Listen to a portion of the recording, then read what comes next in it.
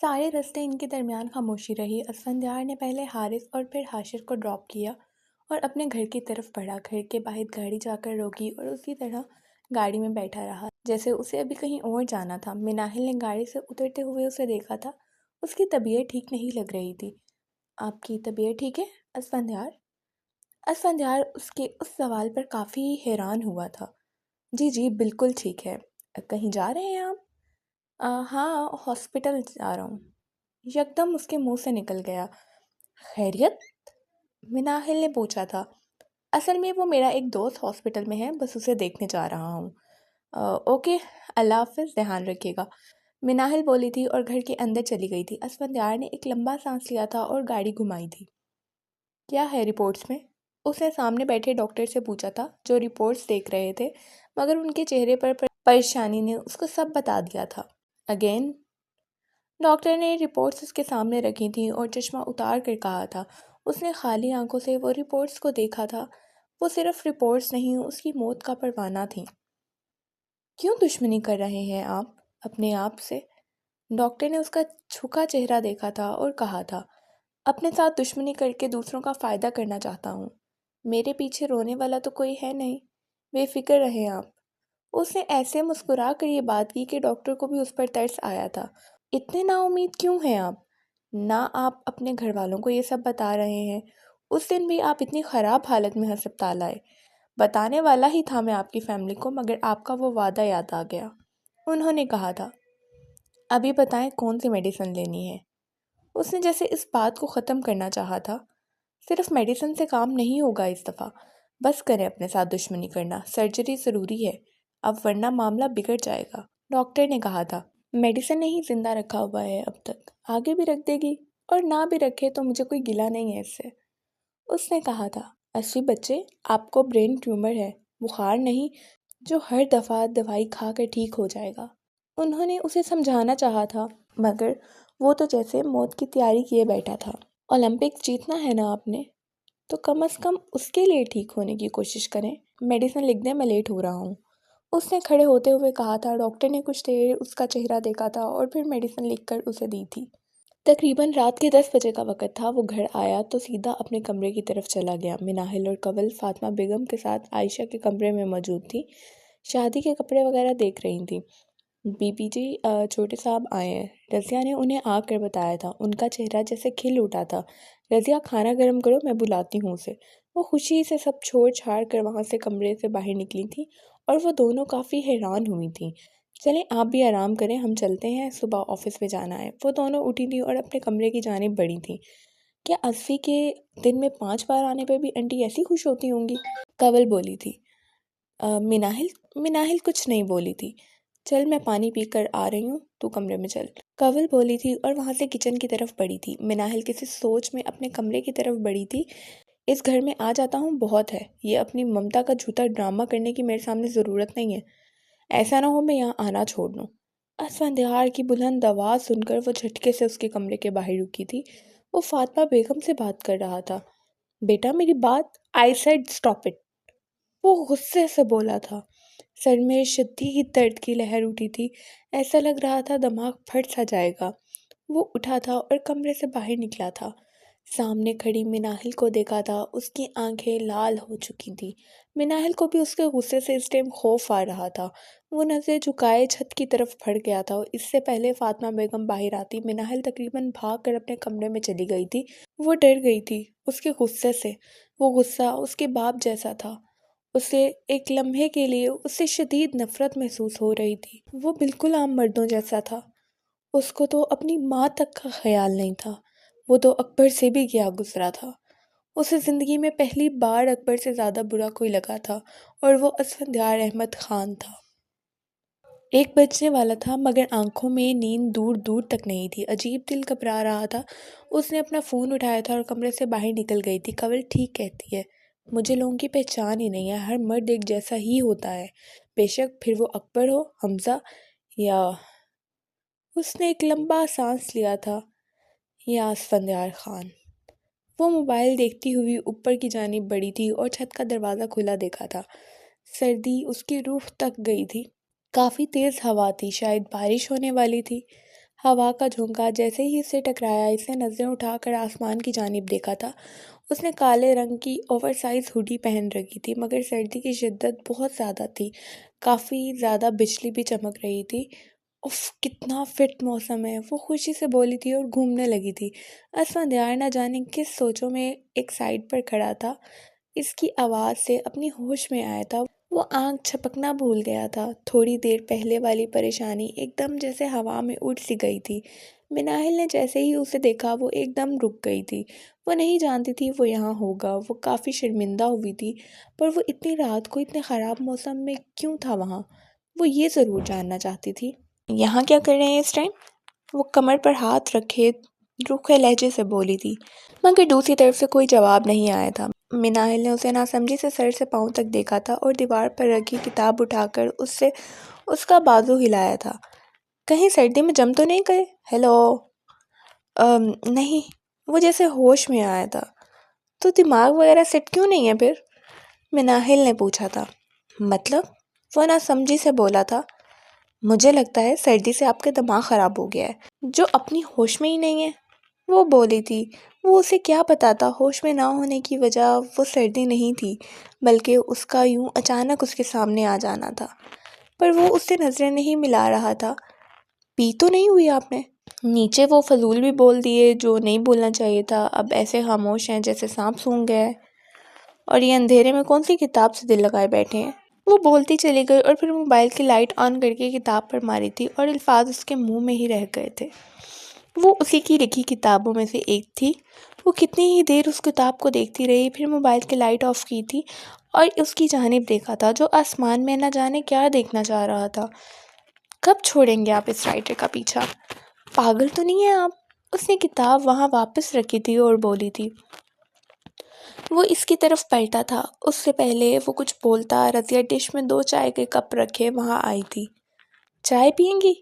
وہ مسکرا کر بولا تھا اور پاس پڑی کرسی پر بیٹھنے کا اشارہ کیا تھا۔ رضیہ نے چائے میز پر رکھی تھی اور چلی گئی تھی۔ 2 کپ؟ آپ کو کیسے پتا میں یہاں آؤں گی؟ مناہل کو حیرانگی ہوئی تھی اور وہ بیٹھی تھی۔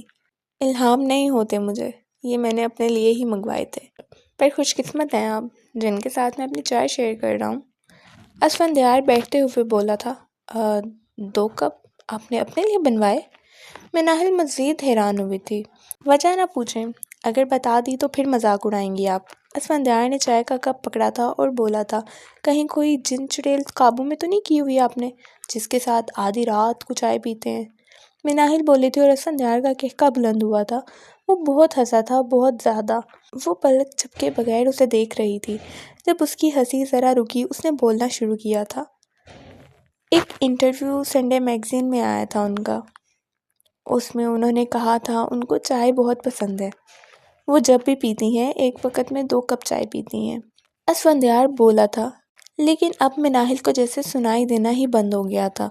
اس نے اپنی ہوڈی کا کنارہ بہت زور سے اپنی مٹھی میں بند کیا تھا۔ اس کی آنکھوں میں آنسو بہہ رہے تھے، وہ وجہ نہیں جانتی تھی۔ اسفندیار کا سر جھکا ہوا تھا، وہ چائے کے کپ کی سائڈ پر انگلی پھیر رہا تھا۔ آج اگر میں زندہ ہوں تو وہ اس کی واحد وجہ ہے، ورنہ میرے تو پیچھے بھی رونے والا کوئی نہیں تھا، میں تو کب کا مر چکا ہوتا۔ اس نے سر اٹھایا تھا اس سے پہلے کہ وہ اس کے آنسو دیکھتا۔ اس نے منہ پر ہاتھ رکھ کر منہ سائڈ پر کر لیا تھا، اندھیرے کی وجہ سے پتہ بھی نہیں چل پا رہا تھا۔ موت بہت بار میرے قریب آئی ہے، بلکہ سمجھے میری مٹھی میں ہے، پر پھر بھی مجھ تک پہنچ نہیں پا رہی۔ مناہل نے بڑی مشکل اپنی حالت سنبھالی تھی۔ دعا کریں زندگی میں مجھے وہ ایک بار مل جائیں۔ میں نہیں جانتا میری زندگی کتنی ہے، پر اس بچی ہوئی زندگی میں ایک بار ان سے ملنا چاہتا ہوں۔ اس نے کہا تھا، ایسی باتیں کیوں کر رہے ہیں؟ اللہ آپ کو سلامت رکھے، آپ کی بہن اور آپ کی ماں کے سر پر۔ مناہل نے کہا تھا۔ وہ اس بار اس سے بھی زیادہ اونچا ہنسا تھا۔ مناہل کو اس بار اس کی ہنسی نہیں لگی تھی، اس بار اسے خوف آیا تھا۔ آپ کو میں ایک بچے کی کہانی سناتا ہوں۔ ایک بچہ تھا جس کا باپ اس کی ماں، اس بچے کو اور اس کی بہن کو بہت مارتا تھا، اتنا کہ ان کی چیخیں سننے والے کام جاتے تھے۔ پھر ایک دن پتہ ہے کیا ہوا؟ مناہل نہ سمجھی سے اسے سن رہی تھی۔ اس عورت نے اپنی بیٹی کو لیا اور اس درندے سے اپنی جان بچا لی اور اس بچے کو ہمیشہ کے لیے اس شخص کے حوالے کر دیا۔ وہ خود اپنی بیٹی کے ساتھ 3 ٹائم سکون سے کھانا کھاتی تھی اور وہ بچہ خالی پیٹ اپنے باپ سے مار کھاتا تھا، روتا تھا، تڑپتا تھا، اپنی ماں کو پکارتا تھا، چیختا تھا، مگر کسی کو اس پہ ترس نہ آیا، اس عورت کو بھی نہیں جو اس کی ماں تھی۔ پھر آہستہ آہستہ اس نے خاموش رہنا شروع کر دیا، اتنا خاموش کہ جب وہ بڑا ہوا اس کی خاموشی سے لوگوں کو خوف آنے لگا۔ پھر اس نے اپنے اندر کا غصہ نکالنے کے لیے لوگوں کو نقصان پہنچانا شروع کر دیا۔ اسے لگتا تھا وہ ایسا کر کر اپنے ساتھ بچپن میں ہونے والی زیادتیوں کا بدلہ لے لے گا، مگر ایسا نہیں تھا۔ دن با دن اس کا غصہ بڑھتا چلا گیا۔ پھر ایک دن وہ عورت بھی اس کی زندگی میں واپس آ گئی جو اس کی ماں کہلاتی تھی، مگر سنبھال نہ پایا وہ خود کو۔ جب بھی وہ اس عورت کا چہرہ دیکھتا، اس رات وہ خودکشی کرنے کی کوشش کرتا، پر بچ جاتا۔ لڑکیوں کو تو وہ ٹیشو پیپر کی طرح استعمال کرنے لگا۔ پھر ایک دن ان میں سے ہی ایک لڑکی کے اسٹیٹس پہ لکھی کچھ لائنز اس کے سامنے آئی، جس کو پڑھ کر اس نے گوگل کر کے اس لکھاری کا پتہ لگایا اور آہستہ آہستہ اس کا لکھا پڑھنے لگا۔ اس لکھاری نے آہستہ آہستہ اس کو زندگی کی طرف لانا شروع کیا۔ وہ پہلی بار مسکرایا تھا اس لکھاری کا لکھا پڑھ کر۔ ہاں، الفاظ اتنی طاقت رکھتے ہیں کہ کسی کی پوری زندگی بدل سکتے ہیں۔ آپ جانتی ہیں وہ بچہ کون تھا؟ اسفندیار نے اسے دیکھا تھا، وہ وہیں بیٹھی اس کپ کو گھور رہی تھی۔ مناہل نے جواب میں کچھ نہیں کہا تھا، بس اس کی جانب دیکھا تھا۔ وہ بچہ اسفندیار احمد خان ہے۔ مناہل ایک دم کھڑی ہوئی تھی، وہ اس کو اپنی کہانی بتا رہا تھا، یا درد۔ بات تو ایک ہی تھی۔ مناہل بے یقینی کی حالت میں اسے دیکھ رہی تھی۔ میری زندگی کا یہ وہ حصہ ہے جو ایک بند کتاب میں میرے اندر دفن ہے، لیکن نیچے میں نے ان کے ساتھ ایسے بات کی تو باہر آ کر میں نے آپ کی آنکھوں میں اپنے لیے نفرت محسوس کی۔ ہلکی ہلکی بارش کی بوندیں آنے لگی تھیں۔ میں سب برداشت کر سکتا ہوں، آپ کی آنکھوں میں اپنے لیے نفرت نہیں۔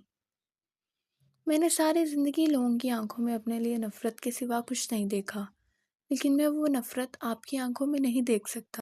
آخری بات اس نے کیوں بولی تھی وہ نہیں جانتا تھا۔ مناہل کو سمجھ نہیں آ رہا تھا وہ الفاظ کہاں سے لے کر آئے جو اسے کہہ سکے۔ کسی کو دیکھ کر ہم اندازہ نہیں کر سکتے کہ وہ اپنے اندر کس طرح کے خوفناک طوفان سے لڑ رہا ہے۔ حقیقت بہت خوفناک ہوتی ہے۔ وہ کہاں سے لاتی وہ الفاظ جو وہ بول سکتی اس لمحے میں؟ اس نے کیسے اس شخص کو ایک پل میں غلط ثابت کر دیا تھا؟ آپ کے والد کہاں ہوتے ہیں؟ بڑی ہمت کر کے اس نے پوچھا تھا۔ اس دنیا میں نہیں ہے اب، اس نے بس اتنا ہی کہا تھا۔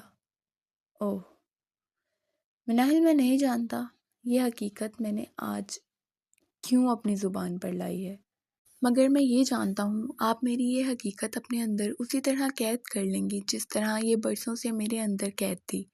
اسفندیار نے اپنی نم آنکھیں صاف کی تھیں اور بولا تھا، اسفی۔ اس نے پہلی بار اسے اس نام سے پکارا تھا۔ اسفندیار نے پلٹ کر اسے دیکھا تھا، وہ نظریں جھکائے بیٹھی تھی۔ میں آپ کو کچھ بتانا چاہتی ہوں۔ وہ اس کو اور دھوکے میں نہیں رکھنا چاہتی تھی، وہ اس کو بتا دینا چاہتی تھی کہ وہی صدف ہے۔ اسفندیار کو اس کے لہجے، اس کی جھکی نظروں سے ایسا لگا جیسے وہ کچھ ایسا بولے گی جو اس سے برداشت نہیں ہوگا۔ اب بارش شروع ہو گئی ہے، وہ آسمان کی طرف دیکھ کر بولا تھا۔ مناہل کو اس جواب کی امید نہیں تھی، اس نے نظریں اٹھا کر اسے دیکھا تھا۔ نیچے چلیں؟ اس نے اس سے پوچھا تھا، مگر وہ بولنا چاہتی تھی۔ آپ سر جھکا کر بات کریں، یہ مجھے گوارا نہیں۔ مناہل کو لگا تھا وہ دوبارہ نظریں نہیں جھپک پائے گی۔ چلیں؟ اس نے مسکرا کر پوچھا تھا، بے خیالی کی حالت میں یوں ہی دیکھ رہی تھی۔ سر ہلا کر وہ اٹھی اور نیچے کی طرف بڑھ گئی تھی۔